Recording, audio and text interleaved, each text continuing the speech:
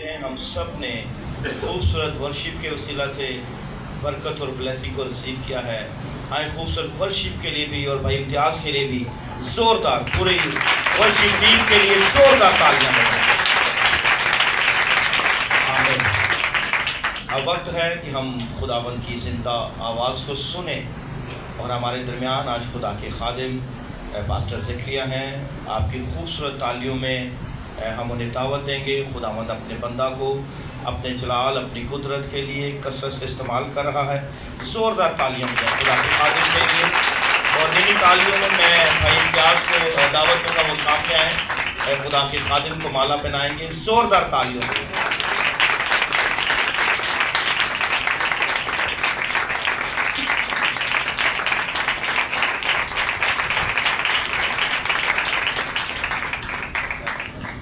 वक्त को ज़ाया किए बगैर हम अब खुदा के खादिम को दावत देंगे कि वो खुदा के कलाम की उन खूबसूरत बातों को जो खुदा ने उनके दिल में डाली हैं वो हम सब तक पहुँचाएँ।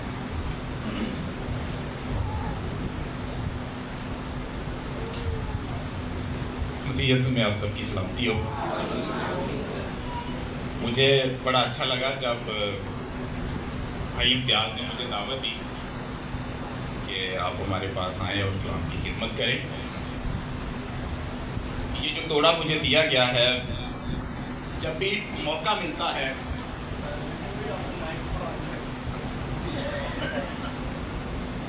तो उसको सुना के जो खुशी होती है तो मैं बयान नहीं कर सकता। मेरा दिल अंदर से उछल रहा होता है।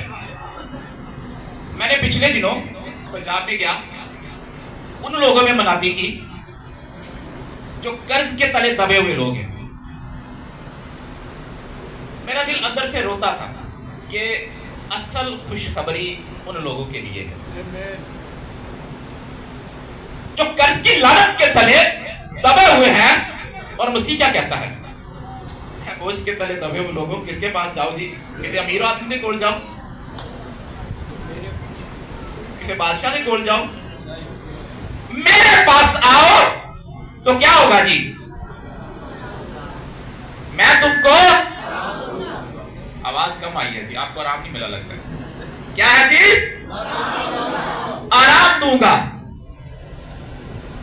जिसको आराम मिला हो ना, उसके अंदर जो खुशी होती है कोई बयान कर सकता है। ठीक है जी। तो टाइम का बड़ा मुझे उन्होंने कहा है कि जो टॉपिक उन्होंने मुझे दिया हुआ था, टॉपिक वो सेमिनार वाला टॉपिक है। 2 घंटे भी बयान करूं तो भी वो बयान नहीं हो सकता है, लेकिन उस वक्त के अंदर मैं उसको खत्म करने की कोशिश करूंगा। तो बाइबल किस किस के पास है? सब पढ़े लिखे लोग हैं, बाइबल पढ़ सकते हैं। तो ज्यादा वजन था इसका, छोटी भी आती है ना। चर्च में आए हैं कलाम सुनने के लिए,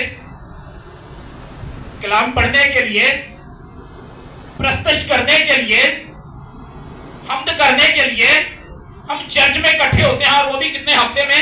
1 दिन। उसमें भी अगर हम पूरे जोर से, पूरी आवाज के साथ, पूरी ताकत के साथ अगर उसकी प्रस्तुत ना करें तो उसका क्या फायदा होगा? अगर हम उसके पास आए और खालम खाली चले जाएं तो यीशु से खुश होगा जी? यीशु से खुश होता है? उसके बच्चे उसके पास आए और फिर मायूस चले जाएं, कमजोरियों के अंदर दबे रहें, बोझ के तले दबे रहें, बंधनों के अंदर हमेशा बंधे रहें, तो ये बंधनों से आजाद कब होता है बंदा? जब उसकी हम्द के गीत गाए जाएं, जब उसकी प्रस्तुत की जाए। मुझे बड़ा अच्छा लग रहा था, आप लोग बड़े जोश के साथ प्रस्तुत कर रहे थे। मेरा दिल कर रहा था इस प्रस्तुत को जारी रखा जाए। और मैं देख रहा था कुछ लोग तो ताली भी नहीं बजा रहे। मेरा ये टॉपिक नहीं है, लेकिन जो सामने नजर आता है ना, उसको अगर मैं बयान ना करूं तो मेरे अंदर रह जाएंगी बातें। उसका रूह मुझे अंदर से कह रहा था कि ये बातें तूने करनी। बहुत से लोग गा ही नहीं रहे थे। हर हफ्ते आपके सामने गीत गाए जाते हैं, मोबाइल के अंदर आपके सारे वो गीत होते हैं। उसकी प्रस्तिश करा करें, अपने सारे दिल, अपनी सारी जान और अपनी पूरी ताकत के साथ प्रस्तिश करा किया करें। प्रस्तिश करने से बंधन टूटते हैं, जेलों के दरवाजे भी खुल जाते हैं, हर किस्म का जुआ टूटता है। तो प्रस्तिश करना बड़ा जरूरी है और बाइबल मुकद्दस भी साथ लाया है। आप चर्च में आ रहे हैं ना, मैं जब अपना ड्यूटी पे जाता हूँ ना, तो वो पूछते हैं अभी तेरा कार्ड किधर है। मेरा अगर कार्ड कबर्ड में पड़ा हो तो मैं चुप करके ले आता हूँ, नहीं जी मेरे पास है, ले आता हूँ। तो मुझे पता होता है कि उन्होंने कार्ड पूछना, मैं कार्ड लटका के जाता हूँ। कार्ड के बगैर ड्यूटी नहीं करते। आप चर्च में आ रहे हैं, बाइबल लाया करें, आप सब पढ़े लिखे लोग हैं, ठीक है जी। चलिए, मैं जो आपको बातें बताने लगा हूँ वो आप पढ़ेंगे तो फिर ही समझ आएगी, ठीक है। चलें मेरे साथ निकालें।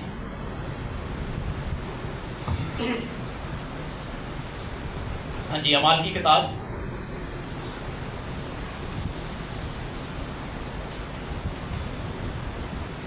इसका दूसरा बाब है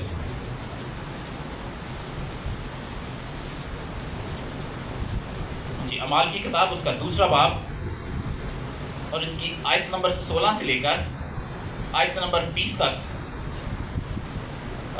ऊंची आवाज से मेरे लिए कौन पढ़ेगा? जमात में से कोई पढ़ेगा? जमात में कोई पढ़ेगा जी? बल्कि ये वो बात है जो ये नबी की मार्फत कही गई। ये खुदावंद फरमाता है कि आखिरी दिनों में ऐसा होगा कि मैं अपने रूह में से हर बशर पर डालूंगा और तुम्हारे बेटे और तुम्हारी बेटियां नबूवत करेंगी और तुम्हारे जवान रोया और तुम्हारे बूढ़े ख्वाब देखेंगे। बल्कि मैं अपने बंदों और अपनी बंदियों पर भी उन दिनों में अपने रूह में से डालूंगा और वो नबूवत करेंगी। और मैं ऊपर आसमान पर अजीब काम और नीचे ज़मीन पर निशानियाँ यानी खून और आग और धुएं का बादल दिखाऊंगा। सूरज तारीक और चांद खून हो जाएगा, पेशतर इससे जब खुदावंद का अजीम और जलील दिन आए। आमीन। हाँ जी, ये बात कहाँ लिखी हुई है जी? और हवाला कोट कहाँ से किया गया है? जोएल नबी की मार्फत, ठीक है जी। अब जहाँ पर ये लिखा गया है ना, ये वहाँ से पढ़ते हैं क्या लिखा गया है। इसकी मैं 20वीं आयत सिर्फ आपके सामने फोकस किए हूँ। इसकी 20वीं आयत में लिखा है सूरज तारीक और चांद हो जाएगा। हाँ जी, आगे क्या लिखा है जी? इस तरह से कि खुदावंद का अजीम और जलील दिन आए। ये बात जो योएल की किताब है ना, योएल नबी की किताब, वहाँ से ज़रा हम लोग पढ़ेंगे। अभी सिर्फ इसी आयत को पढ़ेंगे। इसकी दूसरा बाब 31वीं आयत है।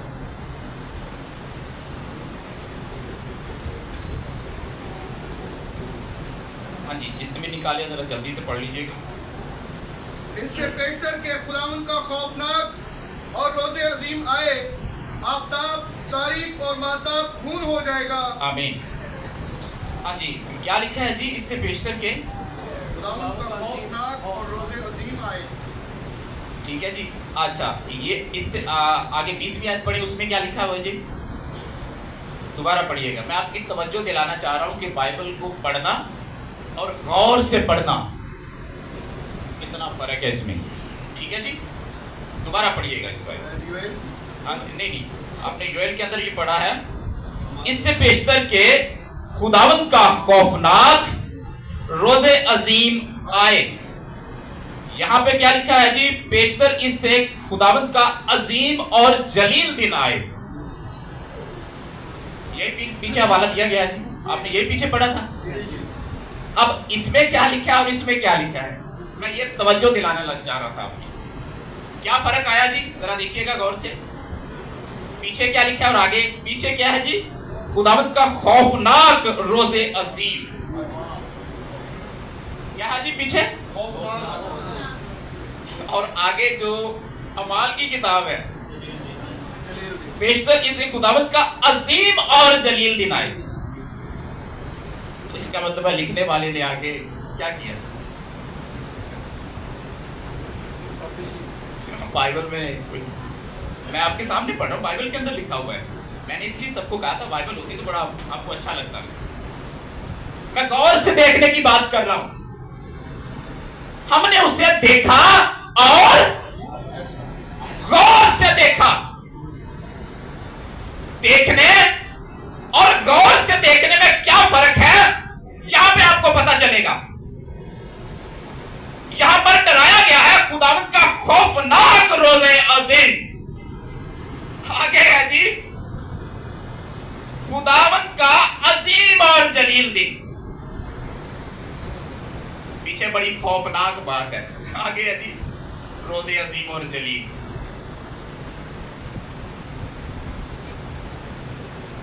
अब ये यहां पे क्यों लिखा गया है? या तो ये मान ले कि ये लिखने में गड़बड़ हो गई, या ये समझे कि लिखा क्यों गया है।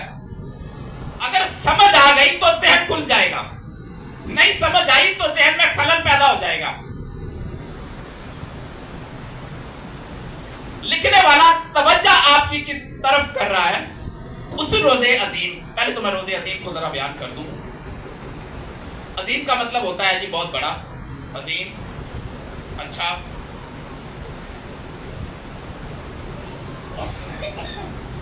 खुदावंद का जी तो प्यार, खुदावंद के दिन पहले जो दिन है वो अजीम नहीं है। सारे सब्बत का दिन जो पाक माना जाएगा वो अजीम दिन नहीं है। ठीक है जी। तो रोज़े अजीम इशारा किसकी तरफ है? दूसरों के लिए तो जो पीछे लिखा गया है ना, खौफनाक। दुनिया के लिए तो खौफनाक ही है। लाजर मर गया, यीशु आया मार्था के पास। यीशु ने कहा तेरा भाई जीत गया। उसने कहा मैं जानती हूँ क़यामत के आखिरी दिन जी उठेगा जी, ये बात थी। यीशु ने क्या कहा? क़यामत और जिंदगी तो। इसका क्या मतलब है? क़यामत हो गई, यीशु आया तो क़यामत आ गई। दुनिया क्या समझती है? क़यामत क्या है? दुनिया क्या क़यामत को कहती है? बताएंगे जी जरा बीच में थोड़ा सा मुझे मेरे साथ चले। मैं बड़ा आराम से इसलिए चल रहा हूं बात समझ में आ जाए। क़यामत कहते हैं किसको है? जिहते आफ्ता हो ना उन्होंने कहते हैं आज इन्होंने क़यामत आ गई है। गैर अक़वाम भी यही कहती है। क़यामत का मतलब भी यही है उनके लिए। हमारे लिए क़यामत का क्या मतलब है? जो गैर अक़वाम है, जो गैर मसीही है, जो गैर ईमानदार हैं, उनको जब पूछा जाएगा जी क़यामत की होती है जी, क्या जी भाई बड़ा अज़ाब है, उन्होंने वास्ते अज़ाब है। यीशु कहता क़यामत और जिंदगी तो इसका मतलब क्या है? गैर अक़वाम का मतलब कुछ और मसीहियों का मतलब कुछ। यीशु कुछ और बताना चाह रहा है, लेकिन जो दूसरे लोग हैं वो कुछ और समझते हैं। क़यामत का मतलब है क़याम हो जाना, क़याम, सब क़याम हो जाना। ठीक है, क़याम का मतलब तो समझे, सब कुछ ठीक हो जाना और आपके पास स्टेबल हो गया सब कुछ। तो जो यीशु के अंदर है, जब यीशु कहता है क़यामत और जिंदगी तो मैं हूं, तो जो रोज़े अजीम है जब ये आएगा तो आप किधर हैं? कलीसिया कहां पे है? कलीसिया कहां पे होगी? यीशु के अंदर होगी। तो यीशु क्या कहता है? क़यामत और जिंदगी तो मैं हूं। तो जब ये हो जाएगा तो आप कहां पे होंगे जी? हाँ तुसी कितने होगे जी? दूसरे लोग कितने होंगे? अजाब दे विच 1000 साल बादशाही कौन करेगा?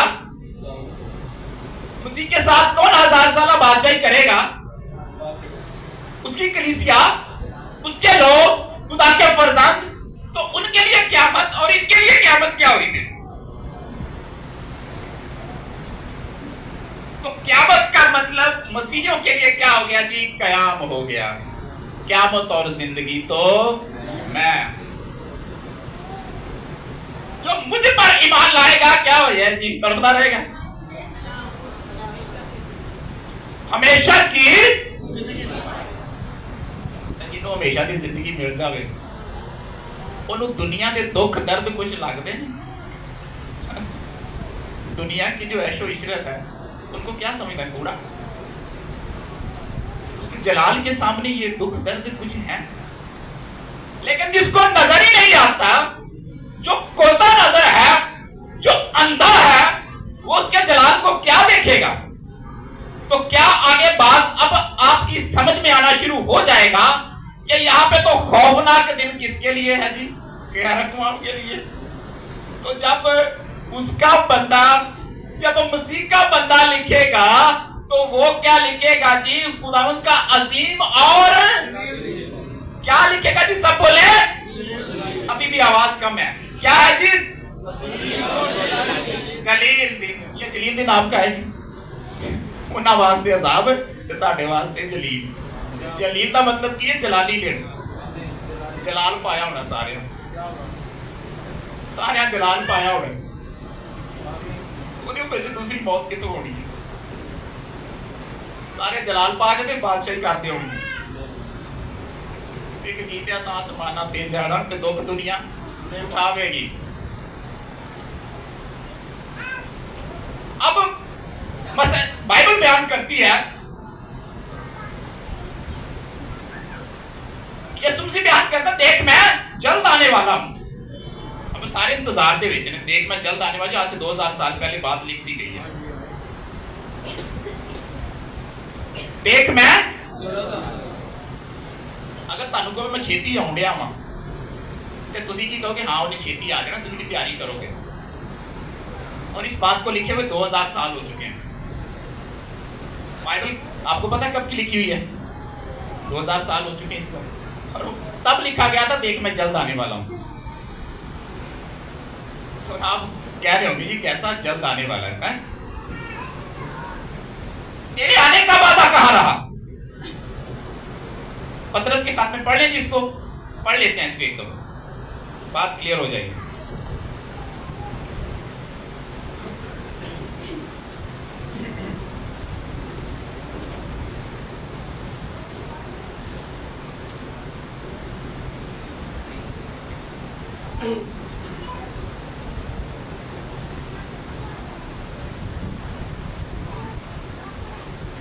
हाँ जी, इसका दूसरा पत्रस, उसका तीसरा बाब,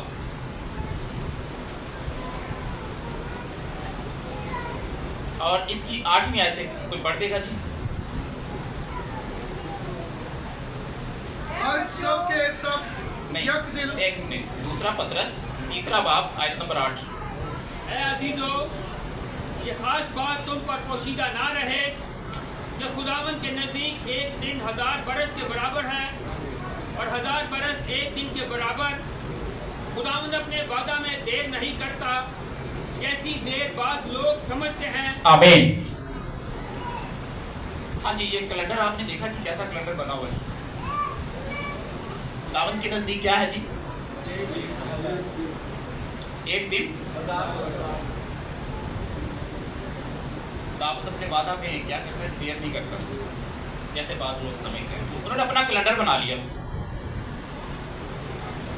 अपना कैलेंडर बना के थे बेते रहे 2 3 1000, है ना? तो बाइबल का कैलेंडर क्या है जी? 1000 साल। एक हमारे पास 1000 साल गुजरेंगे तो दाऊद के नजदीक क्या होगा जी?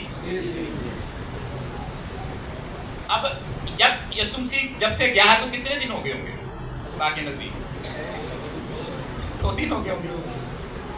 तो यीशु ने जाके ताड़े वास्ते जगह भी तो तैयार करनी है, ताकि जड़ा रोजे अजीम आना है, तुसी जेड़ी जगह ते रहना जाके, वो जगह भी तो तैयार करनी है जाके।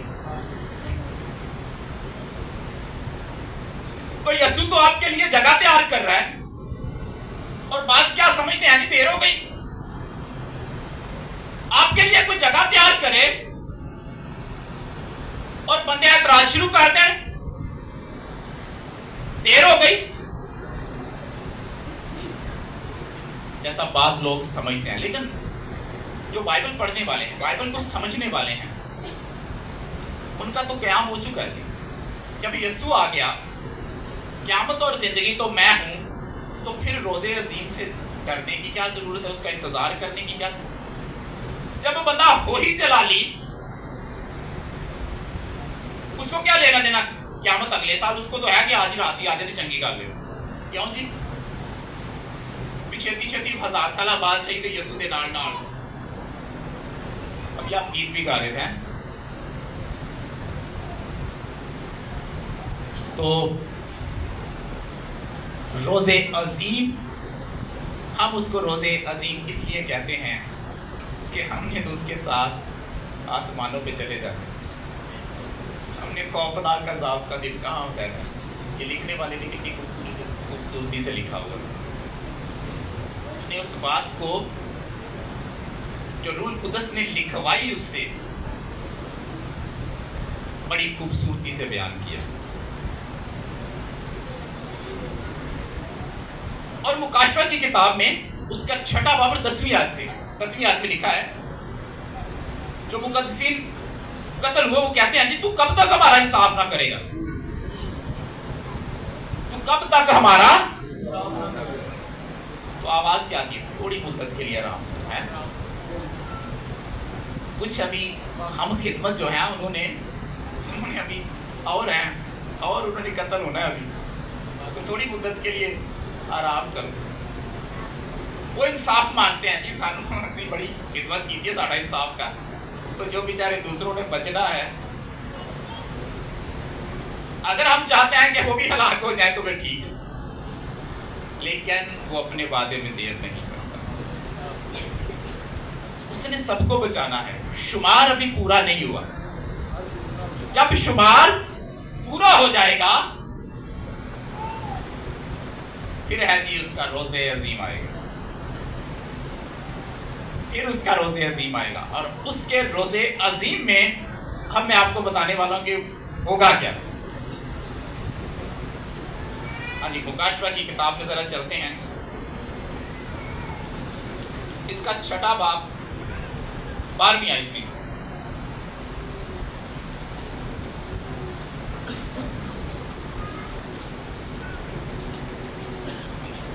और जब उसने 6ठी मोहर खोली तो मैंने देखा कि एक बड़ा भूचाल आया और सूरज कमल की मानित काला और सारा चांद खून सा हो गया। हाँ जी। और आसमान के सितारे इस तरह जमीन पर गिर पड़े जिस तरह जोर की आंधी से हिलकर अंजीर के दरख्त में से कच्चे फल गिर पड़ते हैं। और आसमान इस तरह सरक गया जिस तरह मकतूब लिपटने से सरक जाता है, और हर एक पहाड़ और टापू अपनी जगह से टल गया। और जमीन के बादशाह और अमीर और फौजी सरदार और मालदार और जोरावर और तमाम गुलाम और आज़ाद पहाड़ों के गारों और चट्टानों में जा छुपे, और पहाड़ों और चट्टानों से कहने लगे हम पर गिर पड़ो और हमें उसकी नज़र से जो तख्त पर बैठा हुआ है और बर्रा के गजब से छुपा लो, क्योंकि उनके गजब का रोजे अजीम आ पहुंचा। अब कौन ठहर सकता? आमीन। उसका क्या है जी? रोजे अजीम आ पहुंचा। उसमें जो गैर जो रास्तबाज नहीं हैं, जो उसकी कलीसिया के लोग नहीं हैं, ये सारी मुसीबतें उनके लिए क्या है जी? कौन सा दिन है जी? गजब का दिन है उनके लिए, अजाब का दिन है उनके लिए। तो जो कलीसिया के लोग हैं तो दोबारा तवज्जो उसके लिए कौन सा है जी? जलील दिन। इसके साथ हाँ जी, नावा बाब और जल्दी से नावा बाब उसकी 13वीं है।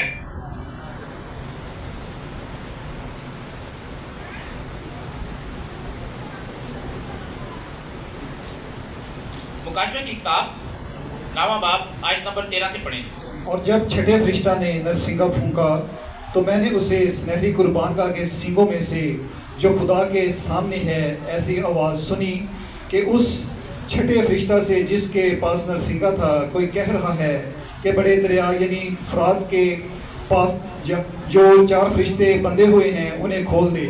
बस वो चारों फरिश्ते खोल दिए गए जो ख़ास घड़ी और दिन और महीने और बरस के लिए तहाई आदमियों के लिए मार डालने को तैयार किए गए थे। और फौजों के सवार शुमार में 20 करोड़ थे। मैंने उनका शुमार सुना और मुझे उस रोया में घोड़े और उनके ऐसे सवार दिखाई दिए जिनके बख्तर आग और सुंबल और गंधक के से थे, और उन घोड़ों के सर बब्बर के से थे, और उनके मुंह से आग और धुआं और गंधक निकलती थी। इन तीनों आफतों यानी उस आग और धुएं और गंधक से जो उनके मुंह से निकलती थी तहाई आदमी मारे गए, क्योंकि उन घोड़ों की ताकत उनके मुंह और उनकी दुमों में थी, इसलिए कि उनकी दुमें सांपों की मानी थी और दुमों में सर भी थे। उन्हीं से वो ज़रर पहुंचाते थे। और बाकी आदमियों ने जो इन आफतों से ना मरे थे अपने हाथों के कामों से तौबा ना की कि शयातीन की और सोने और चांदी और पीतल और पत्थर और लकड़ी की मूर्तों की परस्तिश करने से बाज आते, जो ना देख सकती हैं, ना सुन सकती हैं, ना चल सकती हैं, और जो खून और जादूगरी और हरामकारी और चोरी उन्होंने की थी उनसे तौबा ना की। इसके साथ जरा जल्दी से एक और मुकाशफे उसका 16वां बाब आयत नंबर 12 से इसको पढ़िएगा। और छठे ने अपना प्याला बड़े दरिया यानी फरात पर उल्टा और उसका पानी सूख गया, ताकि मशरक से आने वाले बादशाहों के लिए राह तैयार हो जाए। फिर मैंने उस अजदहा के मुंह से और उस हवान के मुंह से और उस झूठे नबी के मुंह से 3 नापाक रूहें मेंढकों की सूरत में निकलते देखी। ये शयातीन की निशान दिखाने वाली रूहें हैं जो कादिर मुतलक खुदा के रोज़े अज़ीम की लड़ाई के वास्ते जमा करने के लिए सारी दुनिया के बादशाहों के पास निकल कर जाती हैं। देखो मैंने चोर की तरह आता हूँ, मुबारक वो है जो जागता है और अपनी पोशाक की हिफाजत करता है, ताकि नंगा ना फिरे और लोग उसकी बरहंगी ना देखें। और उन्होंने उनको उस जगह जमा किया जिसका नाम अबरानी में हरमजदून है। आमीन। हाँ जी, ये है जी बहुत बड़ी जंग की तरफ इशारा है। इसमें कितने लोग मारे जाएंगे जी? 1/3 लोग मारे जाएंगे। और जो सहराए सीना में ये जंग फौजें इकट्ठी होंगी उनका उन्होंने एक तादाद उन्होंने बताई है, वो है जी कितनी 20 करोड़। और ये फौजें जो हैं सहराए सीना में इतनी जगह है कि 20 करोड़ फौजें क्या है जी आ सकती हैं। इन्होंने लड़ना है किससे? इसराइल के खिलाफ। लेकिन इसमें बहुत बड़ा एक अजाब उनके लिए बिल्कुल है। इसमें पता नहीं किस तरह की जंग होगी, न्यूक्लियर हो सकती है और बायोलॉजिकल वेपन इसमें यूज़ हो सकते हैं। इसमें मैं आप लोगों को ज़्यादा मुश्किल में नहीं डालना चाहता। मैं पहले कहा था ये सेमिनार अगर किसी वक्त आप लोग इसको रखेंगे तो सेमिनार में हम लोग इसको थॉरोली डिस्कस करेंगे। वक्त इतना नहीं है कि मैं इसको सारे को बयान करूं, लेकिन ये बहुत बड़ी जंग होगी और इसमें बहुत सारे लोग क्या है जी क्या होंगे जी मारे जाएंगे। ठीक है, तो बाकी जो बच जाएंगे फिर कलीसिया ने क्या किया जी 1000 साल बादशाही के लिए जी फिर उसके ऊपर हुकूमत करने के लिए आना है।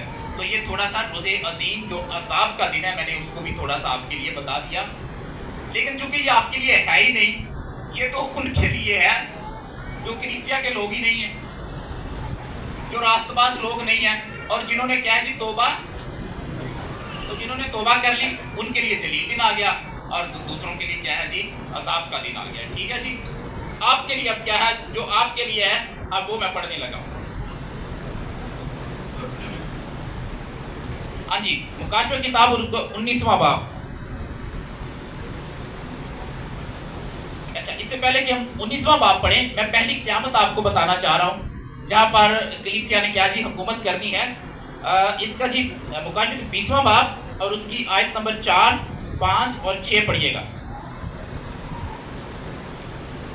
मुकाशफे की किताब 20वां बाब आयत नंबर 4, 5 और 6।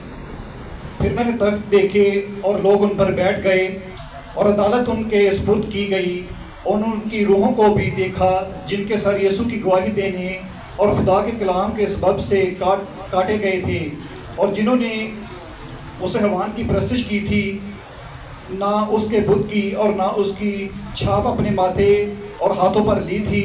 वो जिंदा होकर 1000 बरस तक मसीह के साथ बादशाही करते रहे और जब तक ये 1000 बरस पूरे ना हो लिए बाकी मुर्दे जिंदा ना हुए। पहली क़यामत यही है। मुबारक और मुकद्दस वो है जो पहली क़यामत में शरीक हो।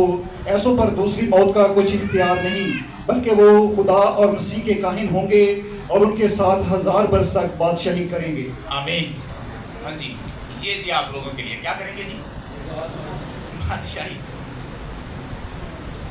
वो बादशाही आपने करनी है तो यहां पे उसकी प्रैक्टिस नहीं करनी। क्यों जी? हम वहां पे बादशाही करेंगे तो यहां पे क्या करें? हम बादशाही क्या है जी करते, जब किसी को कुछ पता ही ना हो तो कैसे बादशाही करेगा? बादशाह को जो बेटा होता है वो जब छोटा होता है अपने बाप को क्या है जी बादशाही करते देखता है, मेरा बाप कैसे बादशाही करता है। तो वो तो 1000 साल बादशाही बाद में होगी। यहाँ पे क्या करेंगे? यहाँ पे शैतान को डरते रहिए, अजाब से डरते रहे, खौफ के अंदर जिंदगी गुजारें, बेचैनी के अंदर जिंदगी गुजारें, दबे हुए जिंदगी गुजारें, अबलीस को देकर छुप जाए। क्या करें जी? हम बादशाही करेंगे नहीं, हम बादशाही करते हैं। क्या है जी? हम बादशाही नहीं करते। कैसे करते हैं? कैसे करते हैं? आपके पास खुदा का जिंदा कलाम है,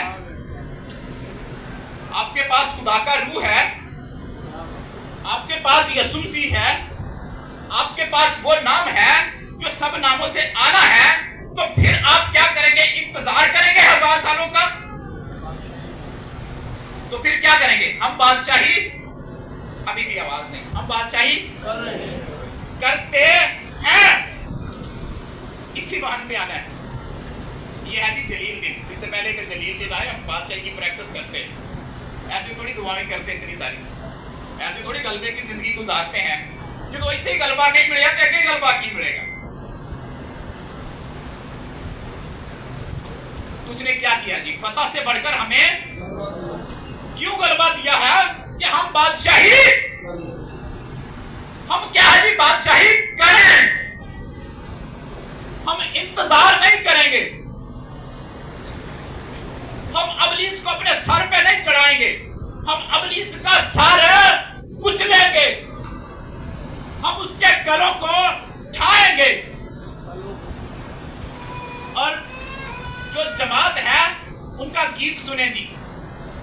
19वां मुकाशवा किताब 19वां बाब निकालें जी। इसकी पहली 6 आयत पढ़े, मैं बड़ी खूबसूरत यहाँ पे लिखा हुआ है, आपने यहाँ साथ रहना हमारे, ठीक है जी? इसको पढ़िएगा। मैंने आसमान पर गोया बड़ी जमात को बुलंद आवाज से ये कहते सुना कि हालेलुया। यहाँ पर रुकेगा जी। इन बातों के बाद मैंने आसमान पर गोया बड़ी जमात को बुलंद आवाज से ये कहते सुना, क्या जी? तो यहाँ पे प्रस्तुत हो रही थी तो इंतजार करने साथी कुत्ते जाके हालेलुया बोलांगे। आप प्रस्तुत करने आते हैं और जुबानें बंद हो, ऐसा हो सकता है उसकी हजूरी में किसी की आवाज ना निकले, ऐसा हो सकता है।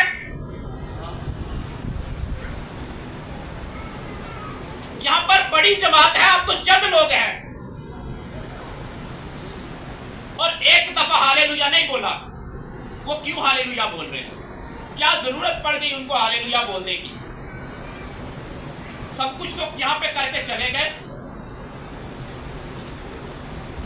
मुनादी भी की है, अंधों की आंखें भी खुली हैं, मुर्दे भी जी उठे हैं,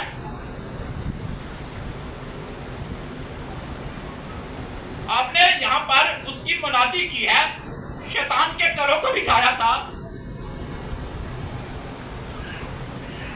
तो यहाँ पे हालेलुया आपने इतना बोला, तो आगे क्या नहीं बोलेंगे? जब आगे बोलेंगे तो यहाँ पे क्यों खामोश? हाँ जी, पहली दफा कैसा हालेलुया जी? हाँ जी, आप पढ़िएगा जी दोबारा से इन बातों के बाद। इन बातों के बाद मैंने आसमान पर गोया बड़ी जमात को बुलंद आवाज से ये कहते सुना कि हालेलुया। हाँ जी, आप फिर बोलेंगे।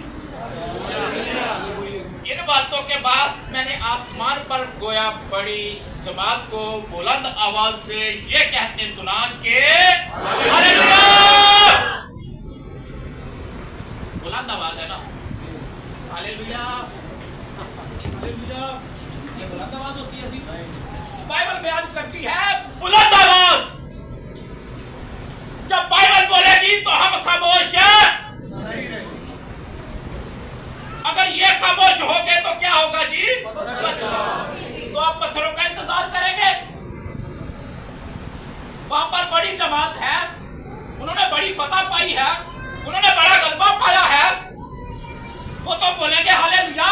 और हम हालेलुया क्यों नहीं बोलते? क्योंकि हमने फतह नहीं पाई, हमने तौबा नहीं की है, हमें यीशु नाम नहीं मिला है। तो क्या करना है? हाँ जी, बुलंद आवाज से ये कहते सुना कि हालेलुया। एक दफा नहीं, आगे पढ़िएगा जी। नजात और जलाल और कुदरत हमारे खुदा ही की है, क्योंकि उसके फैसले राज और दुरुस्त हैं, इसलिए कि उसने उस बड़ी कस्बी का इंसाफ किया जिसने अपनी हरामकारी से दुनिया को ख़राब किया था और उससे अपने बंदों के खून का बदला लिया। फिर दूसरी बार उन्होंने हालेलुया कहा। क्या कहा जी? उन्होंने दूसरी बार हालेलुया, फिर दूसरी बार उन्होंने कहा हालेलुया। थोड़ी जो नाच करो और तुम पे गुजारना ये ना दूसरी बारी भी नहीं मुड़े, था गीत ही बन गया हालेलुया। क्यों हालेलुया बोलन दे? तो भाइयों, दुनिया जिसने खराब की थी उससे अपने बंदों के खून का बदला ले लिया जी। बड़ा सताया खुदा के लोगों को। पीछे आवाज नहीं जा रही, मेरी बात वैसे पीछे चली जाएगी माइक के बगैर ही। तो हम दलेरी से कलाम सुनाते हैं, अगर ये इसमें जरा सा भी चाल होता तो मैं नहीं सुनाता। मुझे बड़ी दलेरी है। तो दूसरी बार भी उन्होंने क्या किया जी? अभी भी समझ नहीं आई। उन्होंने एक बार आकर शायद मेरी इग्नोर कर देगा, नजरअंदाज कर दो, मैं दूसरी बार आ देता। ये बड़ी जमात है जी, तो नारे बजन डे। ये है जी जलील दिन, खुदावंद का असीम और जलील दिन। जलील का मतलब है कि जलाल को पहुंच गया। आप जलाल को पहुंच गए, और जलाल में जब बंदा पहुंचता है ना, फिर उस पर दूसरी मौत का इख्तियार नहीं होता, फिर वो डाली तो नहीं गा, फिर कोई नुकसान भी नहीं पहुंचा सकता। वो फिर की जो नुकसान की अंदर शादवानी है, खुशी है, तसल्ली है, इत्मीनान है, खुशी ना भरिया है बंदा, उन्हें नारे मारते हो फिर नहीं करता है। हाँ जी, दूसरी बार उन्होंने क्या कहा? सारी तो बात नहीं किया, वो मिला था अपनी जमात होते रही। बाप तो बहुत बड़ी जमात है। और दूसरी बार उन्होंने कहा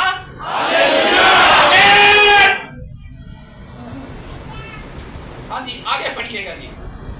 और उसके जलने का धुआं अब्दुलाबाद उठता रहेगा, और 24वीं बुजुर्गों और चारों जानदारों ने गिरकर खुदा को सजदा किया जो तख्त पर बैठा था, और कहा आमीन हालेलुया।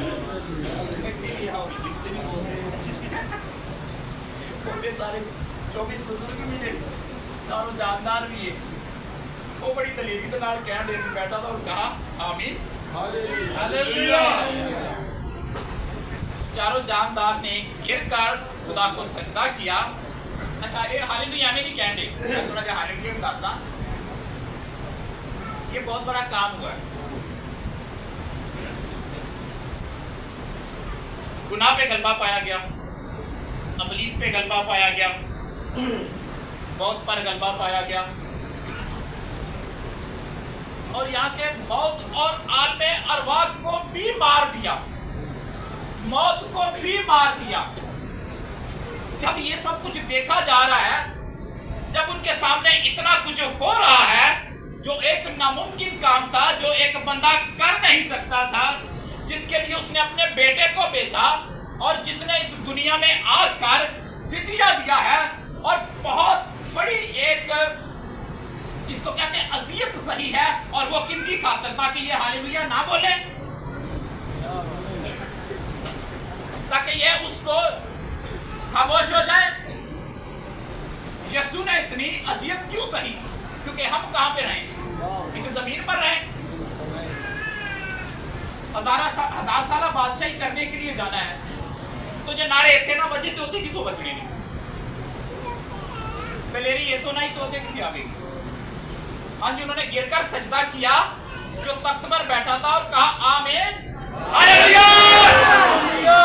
चलें आगे बढ़ें जी, हालेलुया अल्लाह का तस्लीम ना तो है सारे तो बात खुशी है आगे जी।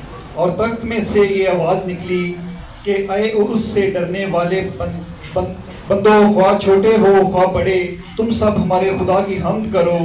फिर मैंने बड़ी जमात की सी आवाज़ और जोर के पानी की सी आवाज़ और सख्त गर्जों की सी आवाज़ सुनी कि हालेलुया।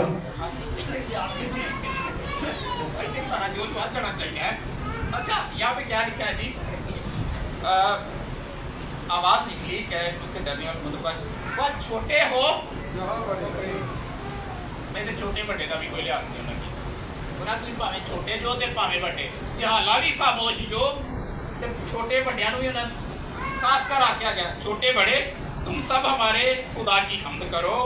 फिर मैंने बड़ी जमात की सी आवाज होर बंद की, तीन वाली नारे मारने के बाद आवाज होना दी होर बात की, और आवाज किस तरह की होगी? आवाज और जोर के पानी की सी आवाज। ठीक है जी, किस तरह की आवाज हो गई है जी? तीन वाली नारे मारना आवाज ही बदल गई और आवाज उत्ते चले गई जी। हाँ जी, जोर के पानी की सी आवाज और सख्त गर्जों की सी आवाज सुनी के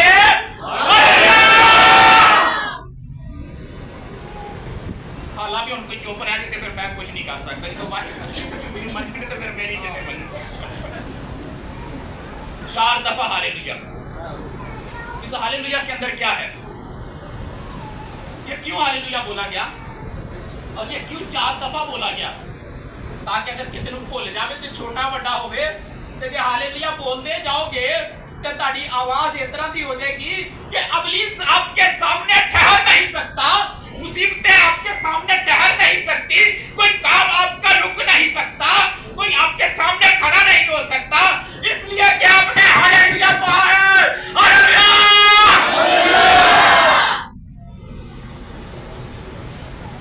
अब मेरा वक्त इतना हो चुका है, वरना मैं और थोड़े से नारे मारता। मेरा वक्त पूरा ऐसे हो गया, बस तोते मेरा वक्त नहीं, तो तोते खोल के नारे मारने। तो मेरी ये दुआ है कि आपके अंदर ये जो हालेलुया के नारे हैं ये हमेशा जो है वो जारी रहेंगे और आवाज बढ़ती जाएगी। जोर के पानियों की सी गर्जों की सी आवाज होगी ताकि शैतान आपके घरों में आ ना सके, शैतान आपके बच्चों को नुकसान ना पहुंचा सके, इब्लीस आपके घरों के चारों तरफ ही ना आ सके, क्योंकि आपने गलबा पा लिया है। आप 1000 साल बादशाही के लिए तैयार हो चुके हैं।